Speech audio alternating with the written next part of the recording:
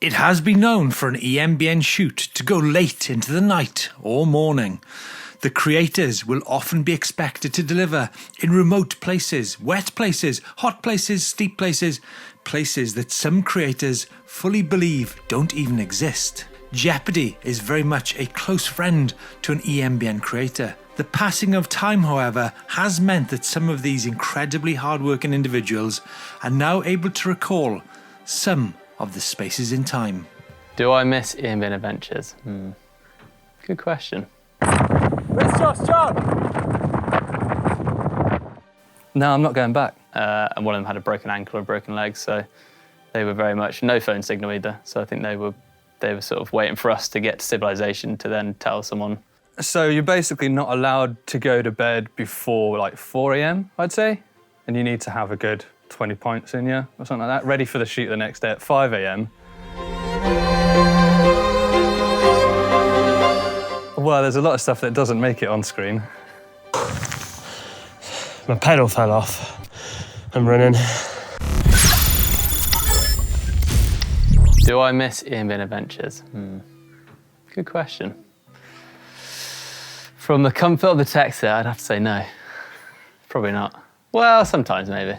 The trip to Noida with Hanna was probably the first proper foray into Steve Jones' adventure, proper wilderness. I think it was literally, the whole idea for the video, I'm pretty sure, was just to get really wet in Scotland, riding through more bogs, pushing up the mountains. Next part of the journey is really crucial. Can we make it across the river? And today's getting on, Hannah. It is. Lights fading. We're taking longer than we expected anyway. Because it's been really hard going. And yeah, there was this sort of unknown in terms of is the bridge down and how deep is the river to cross it? You know, are we going to get swept away into the sea? But to be honest, we should have been worried about a lot more than that, because actually it was kind of knee height and very much not too bad. It was kind of a certain someone, won't name any names, saying, yeah, we'll stop some food on the way, we'll get loads of supplies, and yeah, just bring some waterproofs. So I turn up, didn't stop anywhere on the way, didn't have any food, 20 quid waterproofs, and definitely put those to the test. So yeah, it was a fair bit of moaning maybe from my side. Yeah, the last part of the first day was probably up there with the worst / most interesting moment, I reckon. It was kind of 5-6 o'clock, getting quite dark. I think it was like November time, so it was, you know, short days, and we had a mountain to climb up. No way to ride up it. It was literally just push an e-bike up, and we've been going for like 5 hours at that time, soaking wet through. And it was the only way to get over it, really, to get to where we were staying. So it was, I don't know how we did it, really. I genuinely reckon I've blocked out like half of that. Because it's just like, I was just pushing up like that, just looking at my feet, just kind of didn't want to see how far I had to go. Yeah, I'd say the mood in the overall mood in the camp was mixed. I think Steve was happy to carry on, knew where we needed to go. I think Hanna and Brody, quite rightly, were a bit kind of unsure, bearing in mind they are local to the area, and so they probably understand the sort of the weather conditions and the terrain and just everything, probably maybe slightly more than we did. So yeah, I think they were a bit skeptical. I mean, we did get over it in the end, but it wasn't exactly the most enjoyable. Yeah. I mean, yeah, we were quite fortunate. We were in quite a good place. We met two hikers, probably at the midpoint of the ride, which is definitely not where you want to be sort of stuck out at. And one of them had a broken ankle or a broken leg, so they were very much no phone signal either. So I think they were sort of waiting for us to get to civilization to then tell someone. Go on, Chris!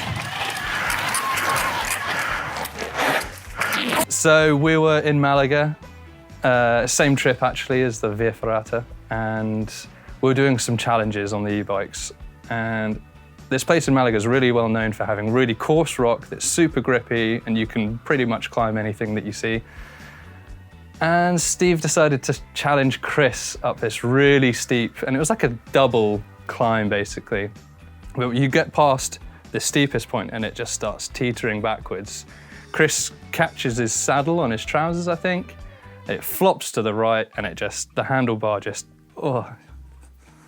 Go on, Chris!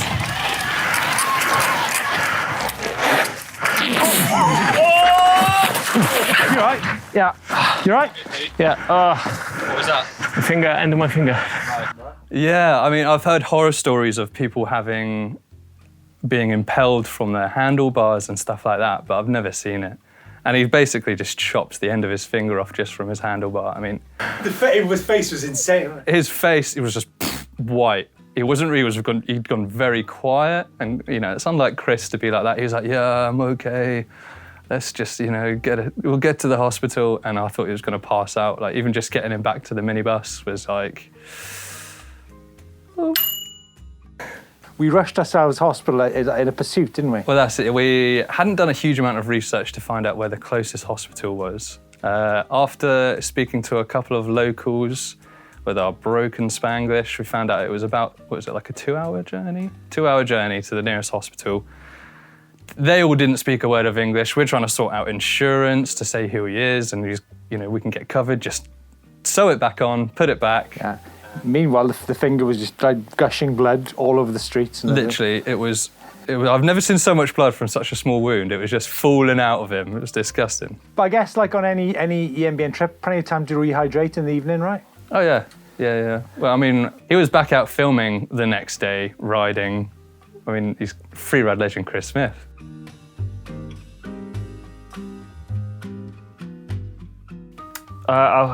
I'll take you right from the beginning of the trip. So last January, me and Steve went up to Inverness actually to see Danny McCaskill, and we planned a route into Torridon, and it starts from Torridon, and then it goes up a fairly physical rocky climb, and I actually got lent a bike from Danny. So it was one of his Santa Cruz hecklers. I think he's got about 6 of them or something like that. So me, Steve, Danny, and our drone pilot, Brody, set off on this climb. Steve was trying to keep up with Danny up ahead, and straight away it's onto like boulders and big rocks and kind of loose riverbed type terrain. And straight away, this was the first bit of exercise I actually did since Christmas, literally the first time I've been out of breath. So I was already like getting choked up with what I thought could have been something disgusting. And then I was really struggling to put the power down. And then as I was getting to these... How physical was it exactly? Just give us an insight into, because you mentioned your arms being like really... Yeah, I think I didn't adjust Danny's setup at all on his bike. So suspension was rock solid, his tyres were rock solid. So I was getting shaken to pieces. And that might have been the reason why I was feeling so sick just straight away. So yeah, our challenge was to get to the top of a Munro, which Danny had spotted on a previous trip, where there's these big, massive slabs. But we knew they were only rideable in the dry, and we knew we only had maybe like 2 hours to get there and shoot it. Before it was going to start to rain, and the weather prediction was pretty bad as well. So everyone was a bit panicked and rushed anyway. So we were going up these ramps, and then I felt something felt very wrong with the bike, and basically the pedal came off Danny's bike, and actually all the threads were just completely ripped out. I think it was from some mental trick that Danny had done previously on the bike.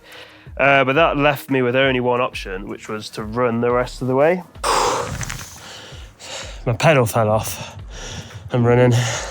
Which was probably about 7k to the top or something like that, with my camera bag, through rivers, and it was all uphill. And so the other guys get set off, and they probably were waiting around for me for a while. Weather seems to be turning for the worse. A jet wash tonight. Why is it stinging? We kind of stopped moving, sat down with Danny next to this cliff just to do a bit of an interview with him. And at this point, I'd all the sweat inside my waterproof jacket had cooled down completely. I was in the wind on top of a mountain, and I was freezing. I could barely hold on to the camera. My hands were shaking so much.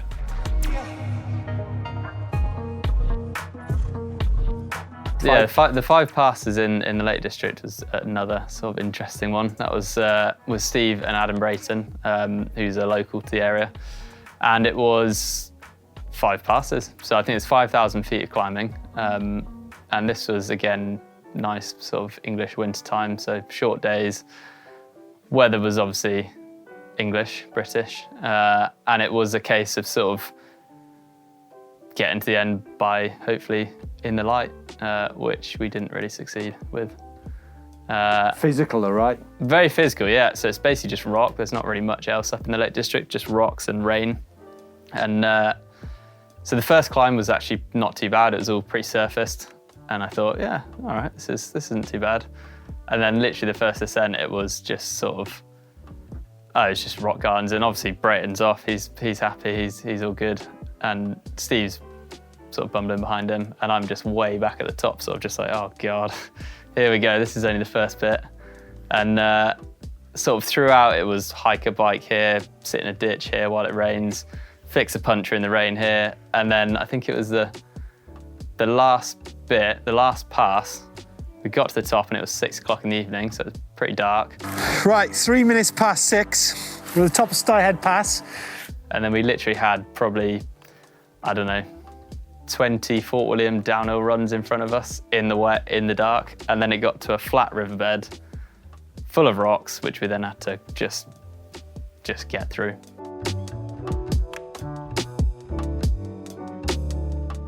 Tell us how it works on an EMBN shoot.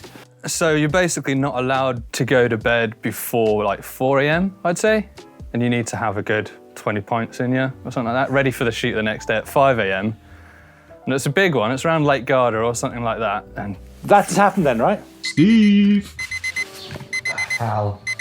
Time to get up, mate. Are you f***ing serious? You like riding bikes, don't you? Get out of here. What's the time? Get out of here. Not one of the easiest places in the world to ride a bike with a monumental hangover. no, I'm not going back.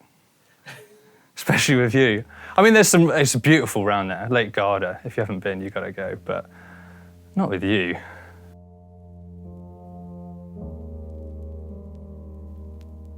Yeah, your idea of photo shoots back when EMBN started was look for the tallest, probably the most obscure rock of any sort and think, okay, let's carry a very heavy e-bike to the top of that, with the camera gear as well, obviously. So, yeah, I don't know if it's changed much. I think you're still looking for that perfect rock that seems to be way out of reach.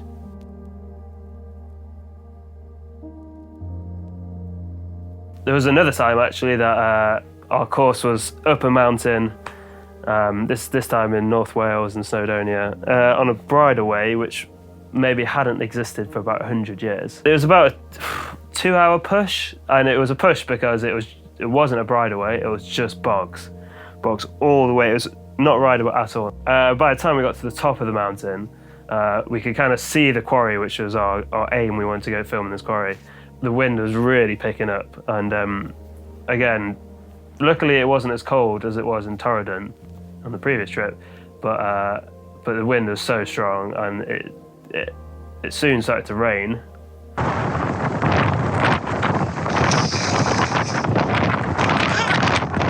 When we got to this quarry, it was a slate quarry. I was trying to command Steve and Chris to do all sorts of crazy stuff, climbing up, the side heaps of slate. And they were kind of putting up a bit of a fuss about it, which I only understood after giving it a go for myself, to be fair. And it was definitely unrideable and pretty dangerous. On the descent back down to the town, we luckily had a tailwind blowing us, and when I say a tailwind, it was about 130 kilometers an hour, something like that.